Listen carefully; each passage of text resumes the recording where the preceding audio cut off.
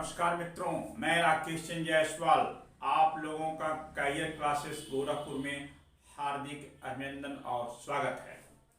मैं आज आपके समक्ष भारतीय संविधान में नीति निदेशक सिद्धांत पढ़ाऊंगा। नीति निदेशक सिद्धांत या नीति निदेशक तत्व, अंग्रेजी में कहते हैं डायरेक्टिव प्रिंसिपल ऑफ स्टेट, राज्य के नीति निदेशक तत्व या सिद्धांत। यह सिद्धांत संविधान का भाग 4 है और अनुच्छेद है 36 से अनुच्छेद 51। अनुच्छेद 36 से अनुच्छेद 51 में नीति निदेशक सिद्धांत का वर्णन किया गया है। आप यह जानें कि भारतीय संविधान में नीति निदेशक सिद्धांत आयरलैंड या आयरिश संविधान से लिया गया है। नीति निदेशक सिद्धांत क्या है? तो नीति निदेशक सिद्धांत वह आचार संहिता है, वह एक व्यवस्था है जो संविधान के द्वारा भारत सरकार और राज्य सरकारों को एक दिशा निर्देश देता है, एक व्यापक दिशा निर्देश देता है कि आपका शासन और प्रशासन का चरित्र ऐसा होना चाहिए, जैसा कि निदेशक सिद्धांत में इसका वर्णन किया गया है। निदेशक सिद्धांत का मूलभूत उद्देश्य है भारत में सामाजिक एवं आर्थिक लोकतंत्र की स्थापना करना, जिससे कि भारतीयों को आर्थिक, राजनीतिक एवं सामाजिक न्याय प्राप्त हो सके। तो आइए यह देखा जाए कि नीति निदेशक सिद्धांत के विभिन्न अनुच्छेदों में क्या क्या लिखा गया है, अनुच्छेदों में क्या वर्णन किया गया है, उसकी व्याख्या हम लोग प्रारंभ कर रहे हैं। तो शुरुआत करते हैं अनुच्छेद 36 से। अनुच्छेद 36 कहता है राज्य की परिभाषा।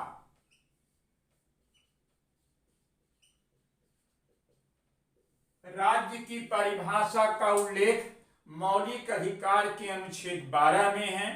तो जो अनुच्छेद 12 में परिभाषित किया गया है वही अनुच्छेद 36 में उसको दोहराया गया है कि भारतीय संप्रभु के अंतर्गत भारत सरकार, संसद, राज्य सरकारें, राज्य विधानमंडल, स्थानीय स्वशासन इत्यादि यह सब राज्य है, और जहां तक राज्य होगा वहां तक निदेशक सिद्धांत लागू होगा। अनुच्छेद 37 कहता है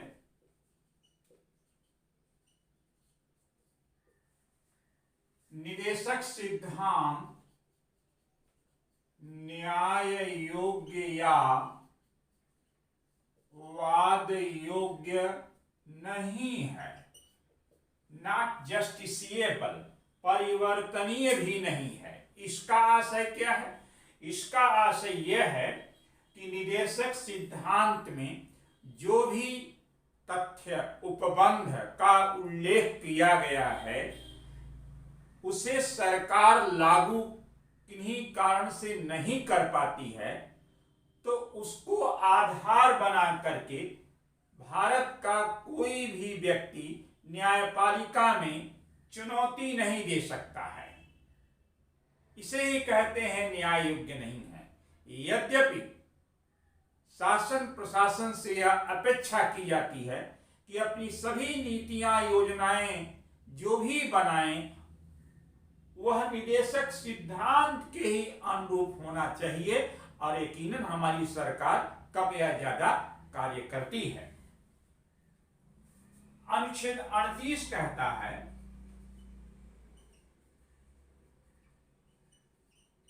भारत एक लोक कल्याणकारी राज्य है। India is the welfare state, लोक कल्याणकारी राज्य है। लोक कल्याणकारी राज्य का आशय क्या है? लोक कल्याणकारी राज्य का आशय है कि हिंदुस्तान के प्रत्येक नागरिकों का उनको लाभ देना, उनकी सेवा करना, जिससे कि वे मानसिक, शारीरिक, आर्थिक, राजनीतिक, सामाजिक रूप से मजबूत हो सकें। कल्याण का मतलब यह है सभी का हित होना चाहिए। लेकिन सवाल यह है ये होगा कैसे? तो उसको आगे लिखा गया है अनुच्छेद 39 कहता है राज्य के द्वारा कुछ अनुसरणीय तत्व लागू किए जाएंगे। ये अनुसरणीय तत्व क्या है? जो अनुसरण करने योग्य हो, जो सर्वहितकारी हो, जो सभी को लाभ पहुंचाए, वह अनुसरणीय है। तो क्या सरकार ऐसा कदम उठाए जिससे कि भारत कल्याणकारी राज्य बने? तो अनुच्छेद 39 में कई अलग अलग सब आर्टिकल्स हैं। अनुच्छेद 39A कहता है सभी लोगों को रोजगार दिए जाएंगे, पुरुष हो या महिला, सभी को रोजगार देने का प्रयास हमारी राज्य करेगी, ऐसा 38A कहता है, ताकि कल्याण हो लोगों का। अनुच्छेद 39B क्या कहता है? अनुच्छेद 39B कहता है राज्य के द्वारा प्राकृतिक एवं भौतिक संपदा पर नियंत्रण स्थापित करते हुए सभी का ख्याल रखें। जो भी नेचुरल रिसोर्स हैं, भौतिक संपदाएं हैं, उस पर राज्य का नियंत्रण हो, जिससे कि सभी भारतीयों का उसका लाभ मिल सके। अनुच्छेद 39C क्या कहता है? 39C कहता है कि राज्य यह भी देखेगा कि राष्ट्र की संपदा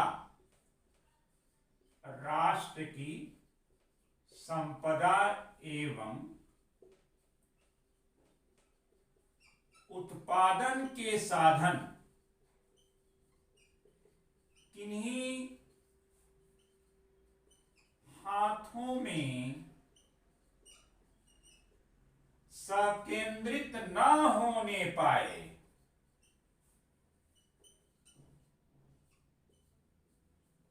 ऐसा विचार किया गया है 39C में। राज्य की यह जिम्मेदारी है कि वह देखे कि राष्ट्र की संपदा एवं उत्पादन के साधन किन्हीं हाथों में संकेंद्रित न होने पाए, कंसंट्रेट नहीं होने पाए, नहीं तो फिर सामाजिक, आर्थिक असमानताएं, विषमताएं व्यापक होंगी, जो हमारे लोकतंत्र, कल्याणकारी भारत के लिए खतरा होगा। इस बात का ख्याल रखेगी राज्य, ऐसा ये कहता है। अनुच्छेद 39D कहता है समान कार्यों का समान वेतन। 39D समान कार्यों का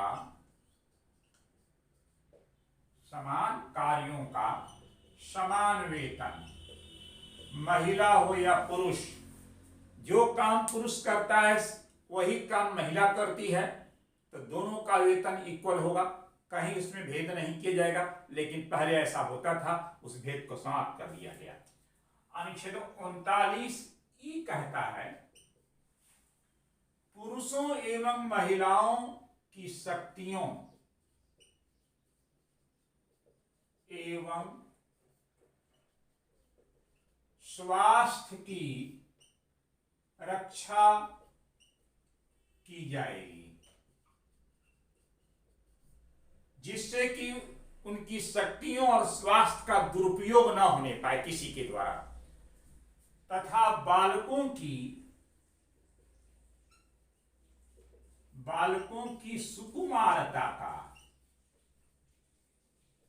का संरक्षण किया जाएगा, जिससे बालकों का शोषण न होने पाए, उनकी चाइल्डहुड, उनका बचपना, उनकी चंचलता, उनकी सुकुमारता, उनकी कोमलता, इसका दुरुपयोग न होने पाए किसी के द्वारा, इसलिए उसकी भी सुरक्षा होनी चाहिए, ऐसा ये कहता है।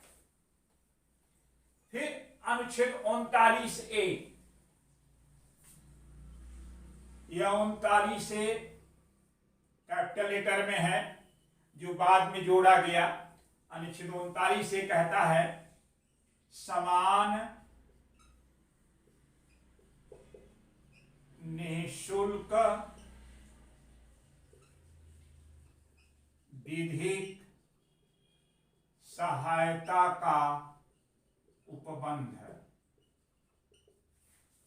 यह बाद में जोड़ा गया, यह अपने मूल संविधान में अनुच्छेद 39A नहीं था, बाद में जोड़ा गया 42वां संविधान संशोधन के द्वारा 1976 में यह अनुच्छेद 39 से जोड़ा गया, जिसका तात्पर्य यह है कि जो व्यक्ति किसी आपराधिक मामले में उनके खिलाफ ट्रायल चल रहा है और वह व्यक्ति इतना सक्षम नहीं है कि अपना वकील रख सके, तो ऐसी स्थिति में उसे निःशुल्क विधिक सहायता लॉ प्रैक्टिशनर को इसमें भेजा जाएगा, उस व्यक्ति की यह सहायता कर सके ताकि भारतीयों का कल्याण हो। अनुच्छेद 40 कहता है ग्राम पंचायतों का संगठन, ग्राम पंचायतों का संगठन, विलेज पंचायत। गांधी जी का दृष्टिकोण है, सिद्धांत है, भारत की आत्मा गांव में बसती है। जब तक गांव का कल्याण, उत्थान, विकास नहीं होगा, आत्मनिर्भर भारत का निर्माण नहीं होगा। और गांव का उत्थान करने के लिए आवश्यक है कि गांव की जो पंचायतें हैं उन्हें ऑर्गेनाइज किया जाए, संगठित किया जाए और उन्हें शक्ति संपन्न बनाया जाए ताकि अपने गांव को आत्मनिर्भर बना सकें। यह अनुच्छेद 40 में लिखा गया है। अनुच्छेद 41 कहता है कुछ विशेष परिस्थितियों में लोगों को काम, शिक्षा एवं आर्थिक सहायता दी जाएगी। अनुच्छेद 41, कुछ विशेष परिस्थितियों में लोगों को काम मिलेगा। कोई महामारी हो गया, जैसे वर्तमान में बाढ़ आ गया, सूखा पड़ गया, कोई विपदा हो गया, तो उन्हें काम दिया जाए। शिक्षा की उपबंध किया जाए, जैसे वर्तमान में ऐसी कोई संकट आती है तो सरकार शिक्षा की व्यवस्था करेगी। आर्थिक रूप से नुकसान हो गया किसानों का, मजदूरों का, आम जनमानस का, तो उसे सहायता दी जाएगी राज्य के द्वारा। जो शरीर से अक्षम है, बेरोजगार है, बुजुर्ग है, उसे सरकार विशेष सहायता करेगी ताकि वह अपना जीवन यापन का संचालन कर सके। यह अनुच्छेद 41 कहता है। अनुच्छेद 42 कहता है काम की न्यायोचित एवं मानवोचित दशाओं का होना। इसका अर्थ क्या है?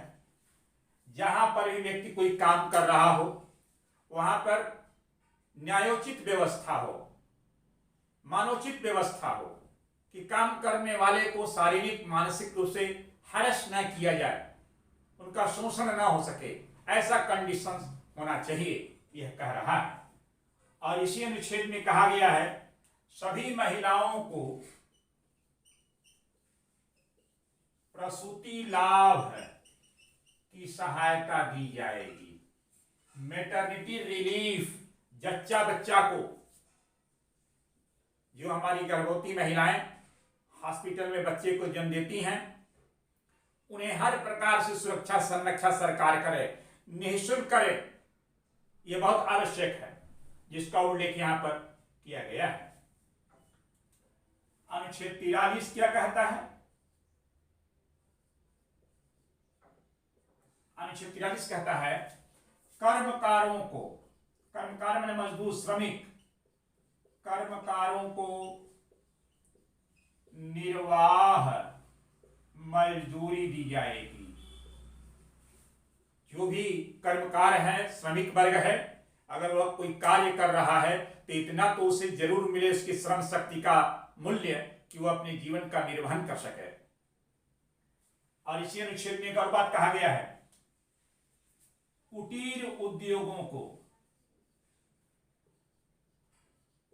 कुटीर उद्योगों को, स्मॉल कॉटेज इंडस्ट्री, कुटीर उद्योगों को बढ़ावा देगी सरकार, जिससे लोगों को रोजगार मिले, राष्ट्र का आर्थिक उत्थान हो। मित्रों, आप ये जानते हैं कि कुटीर उद्योगों से भारत में सर्वाधिक रोजगार दिया जाता है, इसलिए इस पर विशेष फोकस किया जाना चाहिए।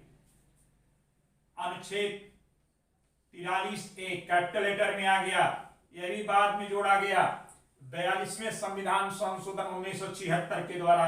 अनुच्छेद 43A क्या जोड़ा गया? जितने भी भारत के उद्योग धंधे हैं, कल कारखाने हैं, सभी उद्योग धंधों और कल कारखानों में, चाहे वह सार्वजनिक हो चाहे वह निजी क्षेत्र का हो, हर उद्योग कल कारखाने में जो प्रबंधन है उसमें मजदूर वर्गों को शामिल किया जाएगा। ट्रेड यूनियन, मजदूरों के संगठन को हम ट्रेड यूनियन कहते हैं, उन्हें उसमें पार्टिसिपेट किया जाएगा उनके प्रबंधन में, ताकि मजदूर और श्रम शक्ति का सम्मान हो सके, ऐसा अनुच्छेद 43A कहता है। अब हम लोग बात करते हैं अनुच्छेद 44 की।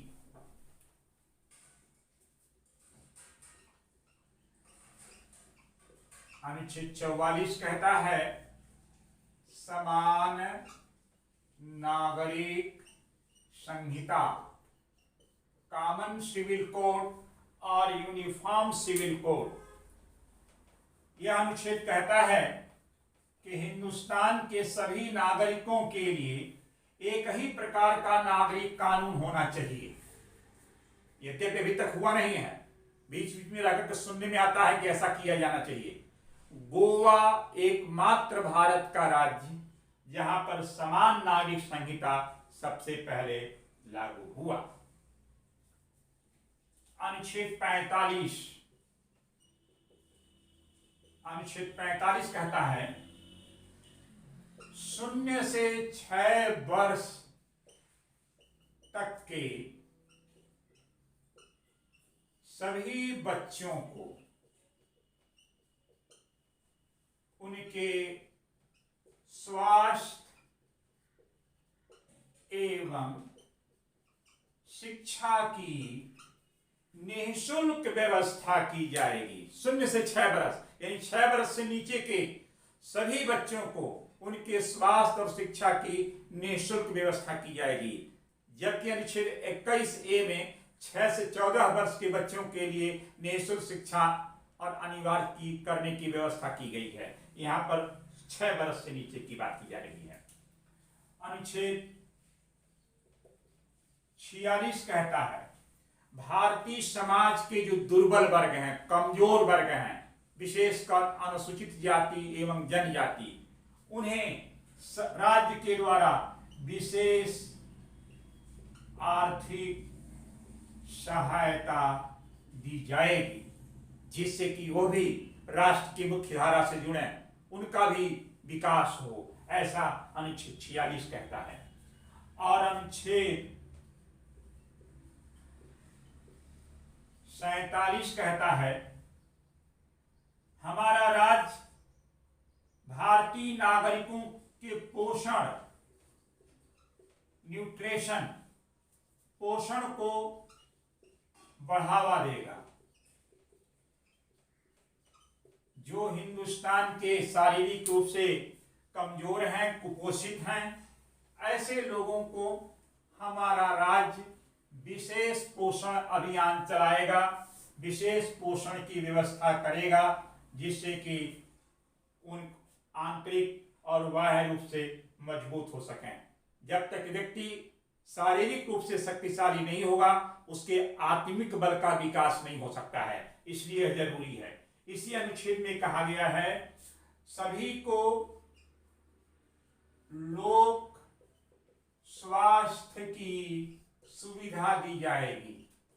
पब्लिक हेल्थ, सभी नागरिकों को पब्लिक हेल्थ की व्यवस्था की जाएगी राज्य के द्वारा अनुच्छेद 47 में। और अनुच्छेद 47 में ही ये भी लिखा गया है कि भारत राज्य सरकार नशीले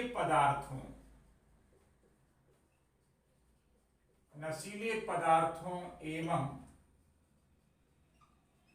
मादक पदार्थों पर प्रतिबंध लगाएगी, ऐसा अनुच्छेद 47 कहता है। क्योंकि नशीले और मादक द्रव्य कहीं न कहीं समाज और व्यक्ति के लिए, जीवन के लिए घातक है, तो उस पर नियंत्रण होना चाहिए, ऐसा अनुच्छेद 47 कहता है। अब हम लोग बात करते हैं अनुच्छेद 48 की।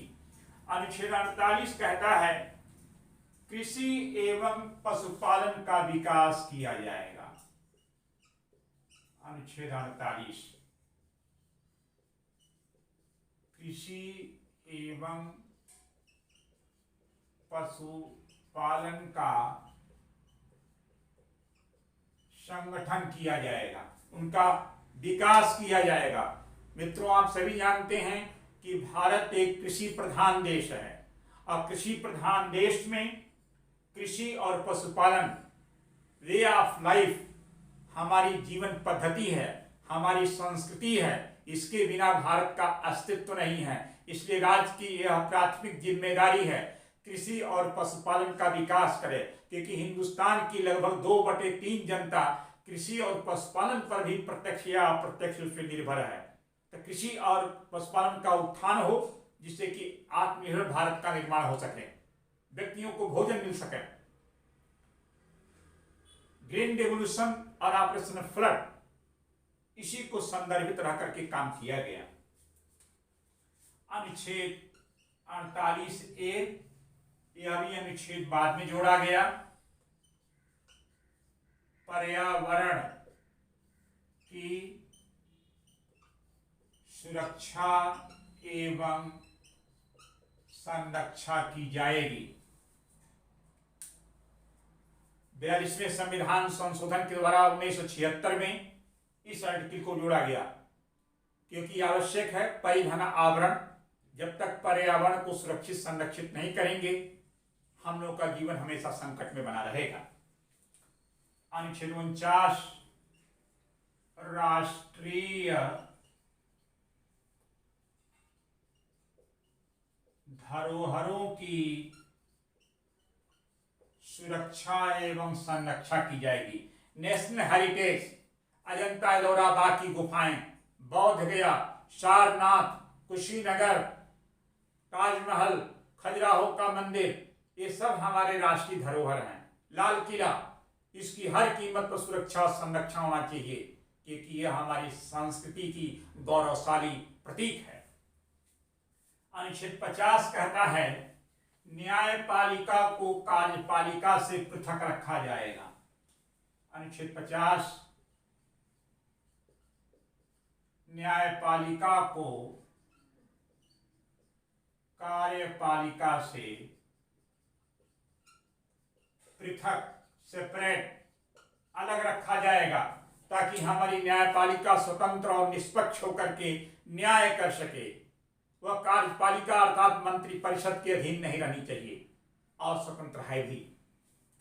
अनुच्छेद 51 अंतर्राष्ट्रीय शांति एवं सुरक्षा की